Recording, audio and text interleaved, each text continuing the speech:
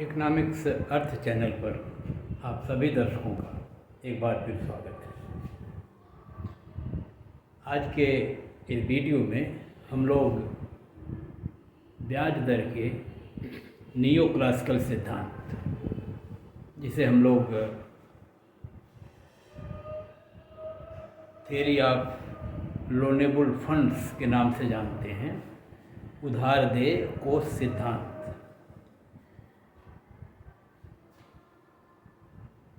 इस सिद्धांत में हम ये देखने का प्रयास करेंगे कि किस प्रकार से ब्याज दर का उधार दे कोष सिद्धांत, इसके पूर्ववर्ती सिद्धांत जो क्लासिकल सिद्धांत है, जिसे हम लोग बचत और निवेश या सेविंग इन्वेस्टमेंट थ्योरी के नाम से जानते हैं, उससे किस प्रकार ये भिन्न है और किस प्रकार उसकी तुलना में ये श्रेष्ठ है। जो बचत विनियोग सिद्धांत हमने पढ़ा है क्लासिकल ब्याज दर का, उसमें एक बड़ी महत्वपूर्ण बात ये थी कि जो ब्याज दर को निर्धारित करने वाले तत्व थे, बचत और निवेश, ये दोनों वास्तविक चर थे और क्लासिकल अर्थशास्त्री अपने सिद्धांत में ये मानते थे कि ब्याज दर के निर्धारण में मुद्रा की भूमिका तटस्थ है, अर्थात मनी इज पैसिव, अर्थात मुद्रा कोई रोल नहीं निभाती, वो निष्क्रिय है, तटस्थ है। दूसरे कि उधार की जो पूर्ति है या जो उधार जहाँ से दिया जाता है वो केवल बचतों से ही दिया जाता है, और इसी प्रकार जो निवेश की मांग की जाती है, मुद्रा की मांग की जाती है उधार लेने के लिए, वो केवल निवेश कार्यों के लिए ही की जाती है, जबकि वास्तव में ऐसा नहीं है। उधार बचत के अलावा अन्य कई स्रोतों से भी दिए जाते हैं, जिसको क्लासिकल अर्थशास्त्रियों ने अपने सिद्धांत में सम्मिलित नहीं किया था। इसी प्रकार से उधार की जो मांग है वो निवेश ही के लिए नहीं की जाती, बल्कि अन्य कई कारणों से की जाती है। उन सभी को, चाहे उधार देने के रूप में उसके पूर्ति पक्ष की बात हो, चाहे उधार की मांग की जाने वाली उसके मांग पक्ष की बात हो, दोनों पर इस उधार दे सिद्धांत में क्लासिकल अर्थशास्त्रियों की तुलना में विस्तार से चर्चा की गई। और कई मौद्रिक तत्वों को भी ब्याज दर के निर्धारण में महत्वपूर्ण स्थान दिया गया, और इस प्रकार से क्लासिकल अर्थशास्त्र सिद्धांत में जो मौद्रिक तत्वों को छोड़ दिया गया था, न्यूट्रल मान करके उनकी उपेक्षा की गई थी, उन्हें उधार दे कोष सिद्धांत में सम्मिलित किया गया। तो इस प्रकार उन्होंने वास्तविक तत्वों और मौद्रिक तत्वों दोनों को सम्मिलित किया, और दूसरी ओर पूंजी की मांग और पूंजी की पूर्ति दोनों पक्षों में कुछ अत्यंत महत्वपूर्ण और सर्वथा नवीन चरों को सम्मिलित किया। ये जो ब्याज दर का उधार दे कोष सिद्धांत है, इसका प्रतिपादन स्वीडिश अर्थशास्त्री नट विक्सेल ने किया था। बाद में स्वीडन के ही कई अन्य अर्थशास्त्रियों ने, जिसमें गुन्नार मिर्डल हैं, जिसमें ये एरिक लिंडल हैं, और जिसमें बर्टन वोहलिन हैं और बेंट हैंसन हैं, इन्होंने इसको आगे चल के और विकसित किया और कई ऐसे तत्वों के सम्मिलित किया, और कई तत्वों की व्याख्या और विस्तृत रूप में की। और एक अमेरिकन अर्थशास्त्री D.H. रॉबर्टसन ने भी इस सिद्धांत को विकसित करने में या इसके समर्थन में काम किया। ये जो उधार देय कोष सिद्धांत है, उसमें हम उन समस्त सिद्धांत के जो प्रारंभिक रूप से लेके और अगले अर्थशास्त्रियों ने जिन चरों को इसमें सम्मिलित किया, उन सब को सम्मिलित करके हम बताने का प्रयास करेंगे। भले ही उसके प्रतिपादक जो हैं नट विक्सेल ने कई तत्वों की को थोड़ा कम महत्व दिया, कई तत्वों की जो उनकी प्रकृति है उसको दूसरे रूप में देखा और बाद में उनमें और परिष्करण किया गया आगे आने वाले अर्थशास्त्रियों के माध्यम से। तो हम इसके पूर्ण विकसित रूप को लेके चलेंगे और ये बताने का प्रयास करेंगे कि उधार देय कोष सिद्धांत के माध्यम से ब्याज दरों का निर्धारण कैसे होता है। तो सबसे जो प्रमुख बात है वो ये है कि इन अर्थशास्त्रियों का ये कहना है कि ब्याज दर का निर्धारण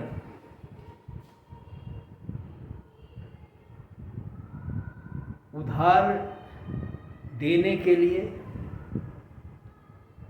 जिन जिन साधनों से उधार की पूर्ति उधार दिया जाएगा और जिन जिन कार्यों के लिए उधार लिया जाएगा, तो उधार इसको कहते हैं को उधार देय कोष कहा गया, लोनेबल फंड्स कहा गया। एक ऐसी निधि जो उधार देने और उधार लेने का काम करेगी, उस समस्त राशि को हम उधार देय कोष कहेंगे। और ये उधार देय कोष के दो पक्ष होंगे, एक उधार के लिए मांग और एक उधार देने के लिए मुद्रा की पूर्ति का पक्ष। तो इस रूप में उधार देय कोष की पूर्ति पूंजी की पूर्ति होगी जो उधार देने के लिए प्रयुक्त की जाएगी, और उधार देय कोष की मांग पूंजी की मांग होगी जो विविध कार्यों के संचालित करने के लिए मुद्रा को उधार के रूप में मांगा जाए। अब उधार देय कोष की पूर्ति कहाँ कहाँ से होती है, अर्थात किन किन स्रोतों से लोग उधार देते हैं। तो उस संदर्भ में जो क्लासिकल व्यू था वो केवल ये था कि बचत ही मुद्रा की पूर्ति है, पूंजी की पूर्ति है, और केवल बचत से ही मुद्रा उधार दिया जाता है। लेकिन इस सिद्धांत में उन समस्त स्रोतों को सम्मिलित किया गया जिनसे उधार दिया जा सकता है या दिया जाता है, और उन कोषों में पहला तो जो क्लासिकल अर्थशास्त्रियों का मत है वो है बचत। दूसरा जो है, इन्होंने ये कहा कि उधार देने में बैंक भी बहुत महत्वपूर्ण भूमिका अदा करते हैं, और बैंकों में जो जनता की जमाएं होती हैं उनके आधार पर वो साख का सृजन करते हैं, बैंक क्रेडिट का निर्माण करते हैं, और उसके माध्यम से एक बड़ी धनराशि या कुल पूंजी की पूर्ति जो उधार देने के लिए प्रस्तुत की जाती है उसका एक सार्थक अंश जो है वो बैंक क्रेडिट के माध्यम से या साख सृजन के माध्यम से व्यापारिक बैंकों द्वारा जनता को उधार दी जाती है। और इसलिए उधार की देने की जो पूर्ति पक्ष है उसमें बचतों के अलावा बैंक क्रेडिट भी एक महत्वपूर्ण अंग है। इसके अलावा एक और तत्व का उल्लेख उन्होंने किया और वो है डिस होल्डिंग। होल्डिंग का मतलब होता है संचित करके रखना किसी चीज़ को। वो मुद्रा के रूप में संचित करके रखी जा सकती है या वो किसी बहुमूल्य वस्तु के रूप में संचित की जा सकती है। और यदि इस संचित धनराशि को जो पिछले वर्षों में संचित की हुई है और जो लोगों के पास रखी हुई है अचल संपत्ति के रूप में और मुद्रा के रूप में, उसको वो उधार देने के लिए प्रयुक्त कर सकते हैं। और इसको कहते हैं डिस होल्डिंग, अर्थात जो धन संचित करके रखा हुआ है उससे उधार दिया जाए। तो जब ये संचित धन निकाला जाएगा तो इसको डिसहोल्डिंग कहेंगे और हिंदी में हम इसको निसंचय कहेंगे, अर्थात संचित राशि को उधार देने के लिए प्रयुक्त करना। तो ये एक हो गया निसंचय। और एक शब्द और जुड़ेगा जो डिसइन्वेस्टमेंट है। कई बार ऐसा भी होता है कि जो पूंजी विनियोजित कहीं की गई है उसको निकाल लिया जाए।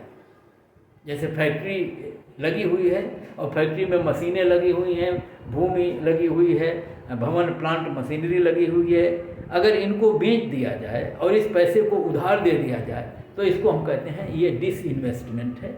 और इस रूप में भी कई बार जब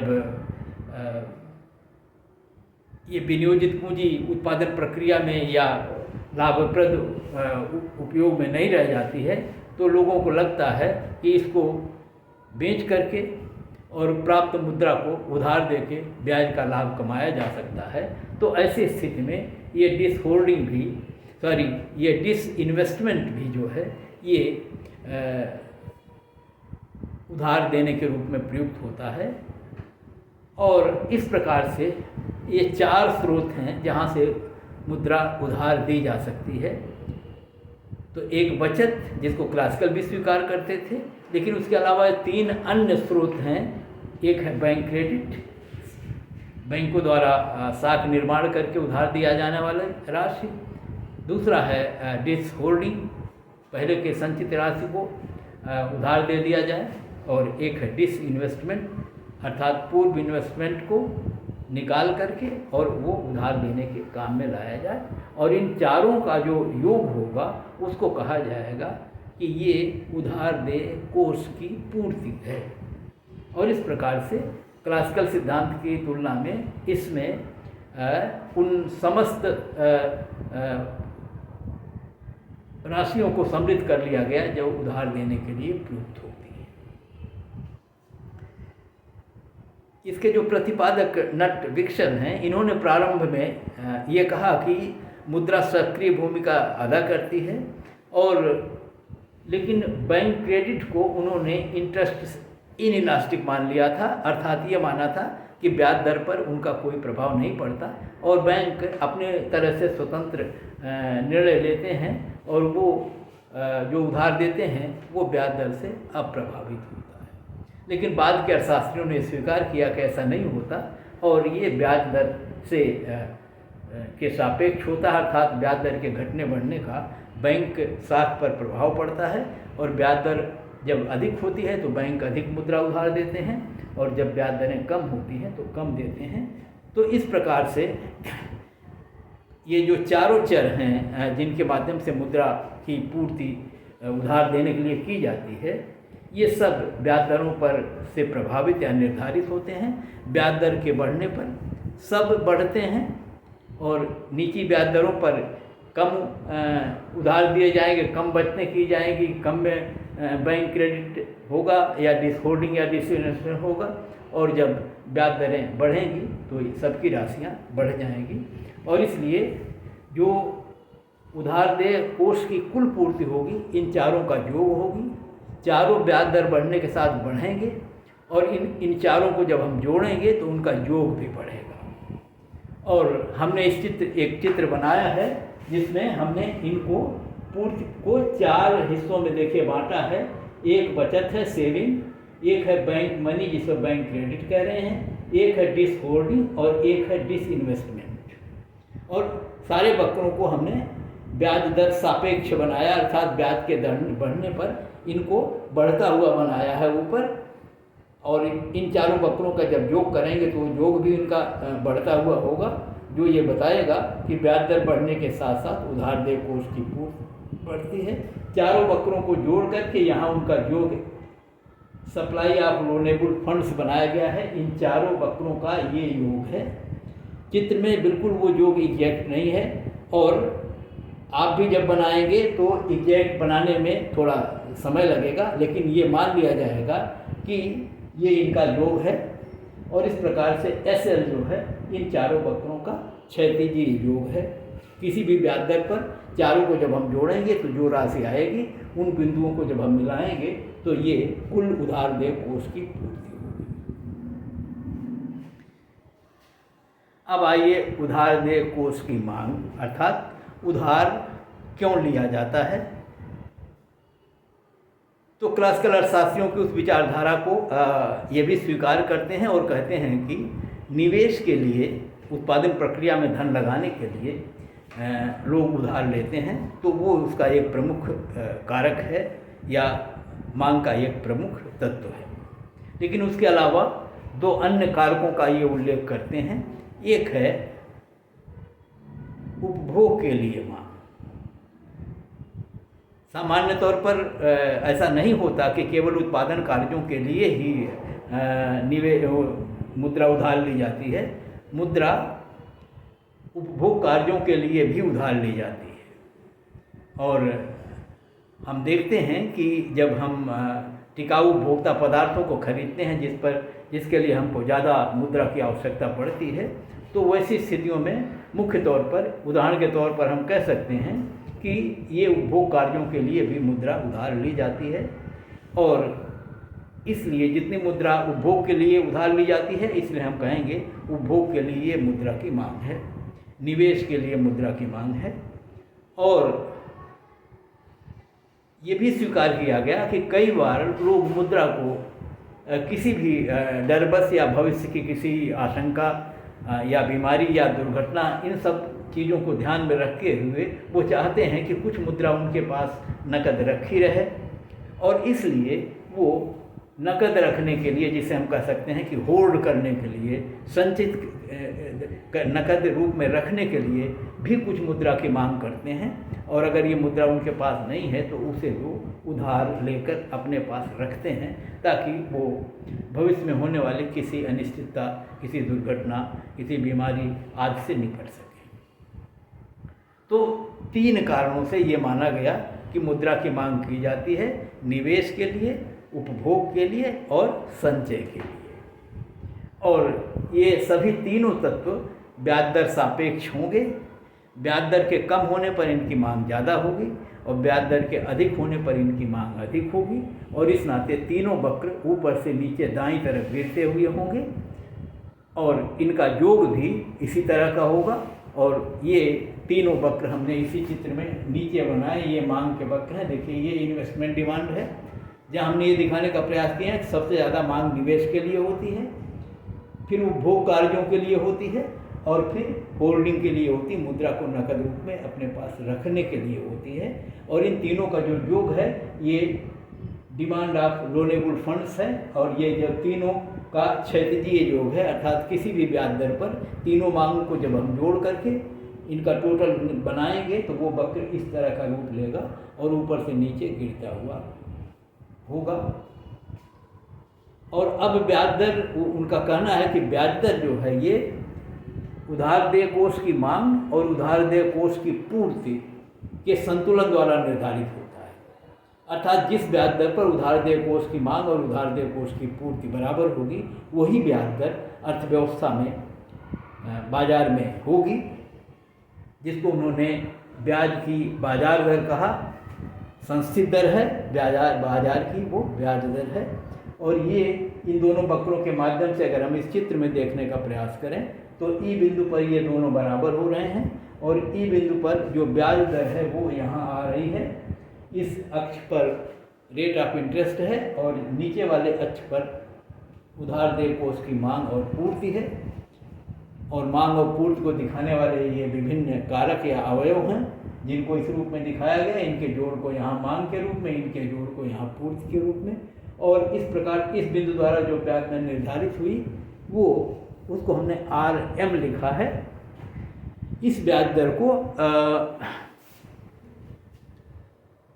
नट विक्सल कहते हैं कि ये बाजार की, ये ब्याज की बाजार दर है, अर्थात ये मार्केट रेट ऑफ इंटरेस्ट है। ये ब्याज दर वो है जो बाजार में लोग जिस पर रुपया या जिस पर पूंजी का लेन देन करते हैं या पूंजी उधार लेते और देते हैं। और इसमें उन सारे मांगों को जो उधार के लिए की जाती हैं और उन सारे कारकों को जिनके माध्यम से उधार की आपूर्ति की जाती है, उनके बराबरी के आधार पर, संतुलन के आधार पर ये ब्याज दर निर्धारित होती है। यहीं पर नट विक्सन क्लासिकल ब्याज दर का जो सिद्धांत है, जिसमें निवेश और जिसमें बचत की समानता के आधार पर ब्याज दर निर्धारित हुई थी, क्योंकि इस प्रक्रिया में भी बचत और निवेश को हमने संबंधित किया है। और अगर बचत और निवेश के संतुलन से जो दर निर्धारित हुई है वो कौन सी होगी, तो वो ये बचत का वक्र है, ये निवेश का वक्र है। दोनों वक्र इस बिंदु पर, मान लीजिए मैं टी लिख दूँ, टी बिंदु पर एक दूसरे को काटेंगे और टी बिंदु द्वारा जो ब्याज की दर निर्धारित होगी वो RN होगी। और इस ब्याज दर को नट विक्सन ने नाम दिया और उन्होंने कहा कि ये नेचुरल रेट ऑफ ग्रोथ है, ये विकास की नैसर्गिक दर है या विकास की प्राकृतिक दर है, जो वास्तव में बचत और निवेश के बराबरी के आधार पर निर्धारित होती है। और उधार देय कोष की कुल मांग और कुल पूर्ति के संतुलन द्वारा जो निर्धारित होती है वो ब्याज की बाजार दर होती है। और इस प्रकार से क्लासिकल सिद्धांत में जो बचत निवेश के संतुलन से निर्धारित दर है और जो उधार देय कोष सिद्धांत में संतुलन की जो दर है, उनको तुलनीय बनाने के लिए क्लासिकल ब्याज दर को उन्होंने नेचुरल रेट ऑफ इंटरेस्ट कहा और अपने सिद्धांत द्वारा जो निर्धारित दर है उसको उन्होंने मार्केट रेट ऑफ इंटरेस्ट कहा। और दोनों में विचलन है, दोनों में अंतर है। और अंतर इसलिए है क्योंकि पूर्ति पक्ष में ये 3 नए तत्व जुड़ गए हैं और मांग पक्ष में ये 2 नए तत्व जुड़ गए हैं, और जिनके माध्यम से ये ब्याज दर क्लासिकल सिद्धांत द्वारा निर्धारित दर जो बचत और निवेश से संतुलन से निर्धारित है उससे अलग हो जाती है। तो ये जो है उधार देय कोष सिद्धांत है। और ये उधार देय कोष सिद्धांत कुछ मामलों में जैसे कि हमने कहा कि ये श्रेष्ठ माना जा सकता है क्लासिकल सिद्धांत से, क्योंकि इसमें मौद्रिक तत्वों को भी सम्मिलित कर लिया गया है। इसमें उधार देने वाले समस्त स्रोतों को सम्मिलित किया गया है। इसमें उधार की मांग की जाने वाली समस्त कारकों को सम्मिलित कर लिया गया है। इसलिए ये सिद्धांत क्लासिकल सिद्धांत की तुलना में ज़्यादा विस्तृत है, ज़्यादा बेहतर माना जा सकता है। लेकिन कुछ त्रुटियां भी हैं इसमें, वो टेक्निकल हो सकती हैं, वो सैद्धांतिक हो सकती हैं। और उस रूप में जब हम देखने का प्रयास करते हैं तो एक आलोचना जो बचत निवेश सिद्धांत के संदर्भ में की गई थी कि इस सिद्धांत में ब्याज दर के साथ आय को संबंधित नहीं किया गया है, और क्योंकि आय पर बचत और निवेश निर्भर होते हैं और इसलिए बिना आय को जाने हुए ब्याज दर का निर्धारण संभव नहीं है।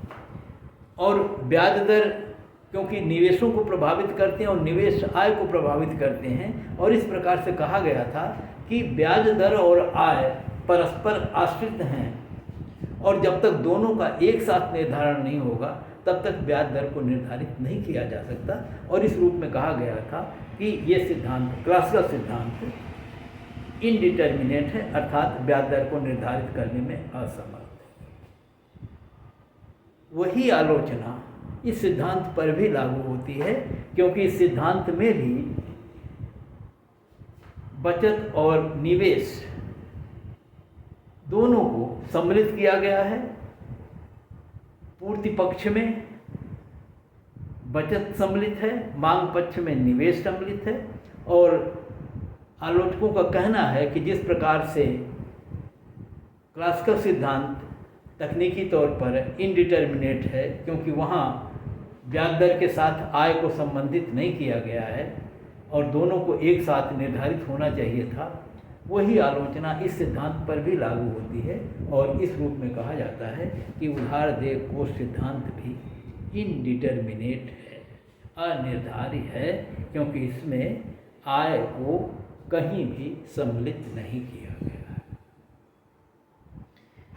एक दूसरी जो आलोचना की जाती है वो इस रूप में है कि इस सिद्धांत में ब्याज दर के निर्धारण में मौद्रिक तत्वों और वास्तविक तत्वों दोनों को सम्मिलित किया गया है। निवेश जो है वो वास्तविक तत्व है, बचत जो है ये वास्तविक तत्व है, लेकिन बैंक मुद्रा या बैंक क्रेडिट जो है वो मौद्रिक तत्व है। इसी रूप में जो कैश होल्डिंग होती है, नकद जो मुद्रा की मांग होती है, ये मौद्रिक तत्व है। तो लिक्विडिटी की मांग या कैश की मांग ये मौद्रिक तत्व है, मुद्रा की मात्रा मौद्रिक तत्व है। दूसरी तरफ दो वास्तविक तत्व हैं, बचत और निवेश वास्तविक तत्व हैं। और क्योंकि वास्तविक तत्वों और मौद्रिक तत्वों की प्रकृति अलग अलग होती है और क्योंकि दोनों तत्वों को एक सिद्धांत में जोड़ दिया गया है, उसी इन्वेस्टमेंट में बैंक क्रेडिट भी जुड़ती है, डिसहोल्डिंग भी जुड़ती है, तो ये कहा गया कि वास्तविक तत्वों में मौद्रिक तत्वों को जोड़ना एक तरह से सिद्धांत को आप कह सकते हैं कि जटिल बना देता है और इस रूप में जो उधार देय कोष सिद्धांत है वो एक तरह से त्रुटिपूर्ण है और इस तकनीकी कमी के कारण ये आलोचक इसे इस रूप में देखते हैं।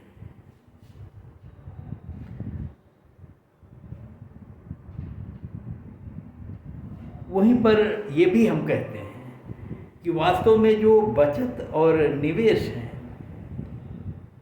ये फ्लो कंसेप्ट है। आय में परिवर्तन होता है, उत्पादन घटता बढ़ता है, उसी के साथ निवेश बचतें भी घटती बढ़ती हैं। तो ये एक प्रवाह है जो एक दीर्घकालिक प्रक्रिया के अंतर्गत परिवर्तनीय है। दूसरी तरफ जो मुद्रा है, जो होल्डिंग है, इसको एक स्टॉक के रूप में देखा जाता है और जब इसमें परिवर्तन होता है तो हम कहते हैं कि मुद्रा के स्टॉक में वृद्धि हो गई या कमी हो गई।